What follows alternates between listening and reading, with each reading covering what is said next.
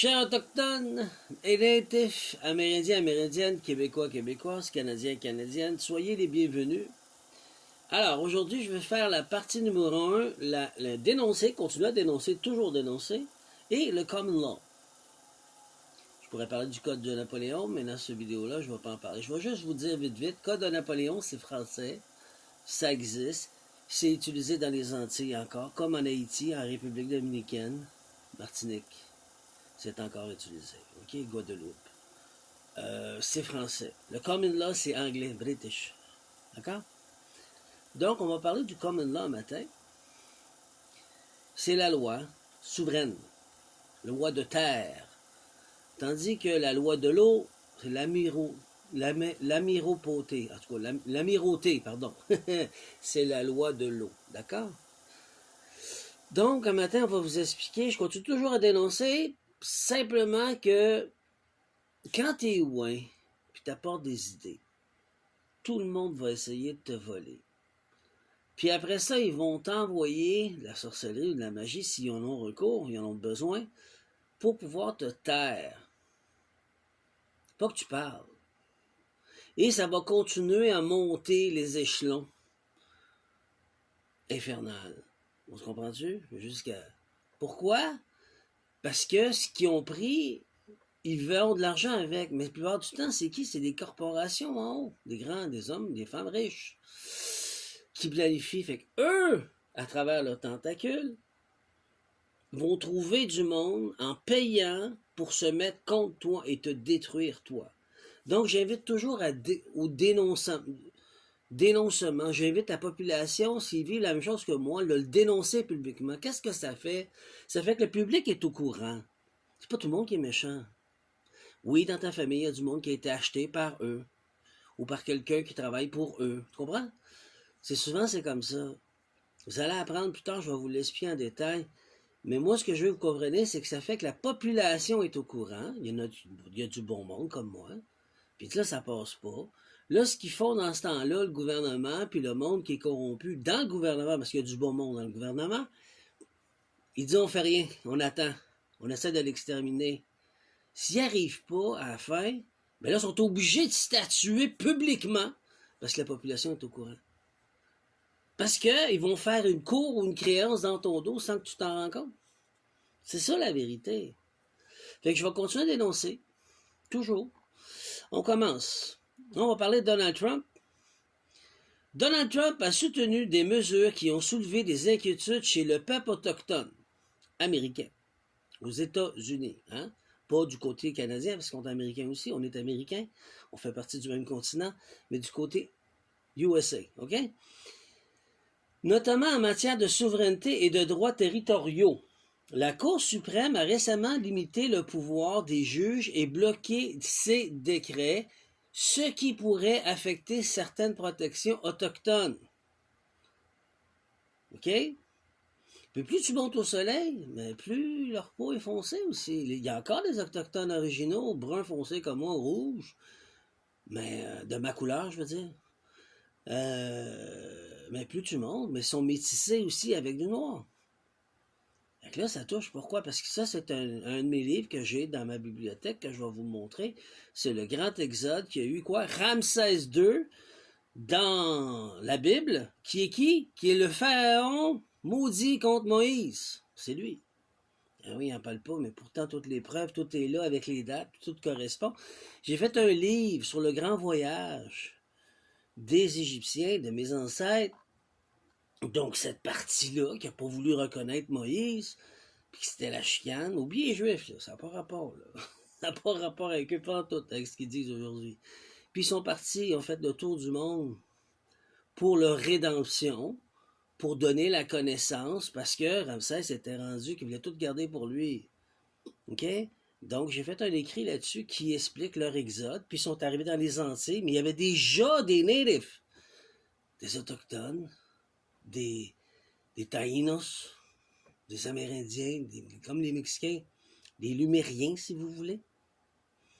Vous comprenez maintenant? Fait qu'ils se sont métissés, mais ça fait tellement longtemps. Mais c'était le devoir et le travail qu'ils devaient de réparation pour faire. C'est là où l'Atlantide était en guerre avec les Lumériens. OK? Ça, vous allez voir dans ma bibliothèque, sur mon site Internet, livres rares. Fait qu'ils sont là, ça fait longtemps. Fait qu'on va aller plus loin, on va continuer ça. Décision de la Cour suprême en juin 2025. La Cour suprême des États-Unis a restreint le pouvoir des juges fédéraux à bloquer le décret présidentiel à l'échelle nationale. Cette décision donne à Trump plus de liberté pour appliquer des politiques controversées, y compris celles qui touchent les peuples autochtones. C'est pas comme au Canada, ils ont été assimilés, oui, mais leurs terres n'ont jamais été cédées. Ils ne pensaient pas ça, mais là, il l'a vu. Trump a qualifié cette décision de brillant et a affirmé qu'elle lui permettrait de faire avancer ces mesures bloquées auparavant. Donc, aux États-Unis, les Amérindiens se sont fait littéralement assimiler puis ils ont perdu leur terre, mais ils sont souverains de leur terre. Fait que là, Trump, je suis propriétaire de la terre. C'est ça qui se passe. Impact sur le peuple autochtone, des décrets migratoires ont eu les répercussions sur les Autochtones vivant après des frontières, notamment ceux qui traversent librement entre les États-Unis, Canada et traités historiques. Certaines communautés ont signalé les rafales d'interrogation sur leur citoyenneté, malgré leurs droits reconnus par des accords tribunaux.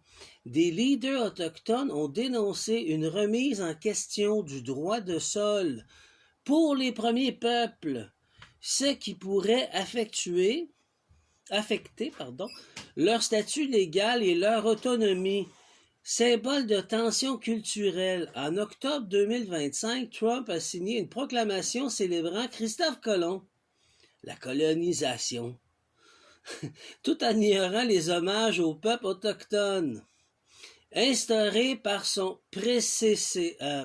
prédécesseur, ce geste a été perçu comme un recul symbolique, tout à fait, parce qu'il colonise de nouveau, dans la reconnaissance des injustices.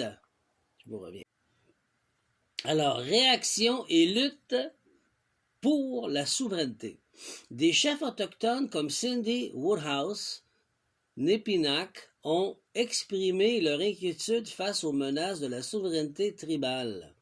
Des organisations comme l'Assemblée des Premières Nations ont intensifié leurs efforts pour défendre les droits territoriaux et culturels. Comment fonctionnent les traités autochtones aux États-Unis? On va rentrer là-dedans prochain. Oh, je vais le faire. OK. Les peuples autochtones américains sont reconnus comme des nations souveraines par le gouvernement fédéral. Cela signifie qu'ils ont le droit particulier, notamment traités historiques, réserves, reconnaissance fédérale. Des traités historiques signés entre les tribus, gouvernement américain, accord organisant le territoire, réserves, territoires, tribus, peuvent exercer leur propre juridiction, souvent.